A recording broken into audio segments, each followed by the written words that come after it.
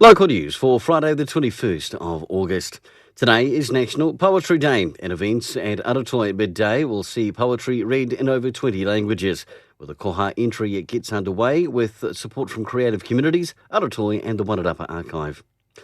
Monitoring at Pukaha has identified 12 wild kiwis, while in the reserve, including several pairs. The last census in 2018 identified 18 wild kiwi in the Pukaha forest. The team have turned to technology in order to obtain the wild population data in the 942 hectare reserve.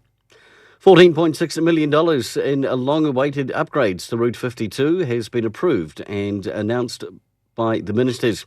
Mayor of Tararua, Tracy Collis, says she's over the moon. Route 52 runs the entire length of the Tararua district between Central Hawke's Bay and Wairarapa, providing an important link for locals, travellers, tourists and transport.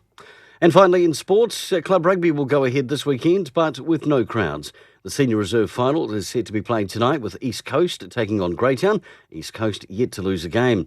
And it's the final round of the Moose Kapiti Cup with 7 of the 8 sides a possibility of making a semi-final. Kia ora for local news and sport, I'm Brent Gare.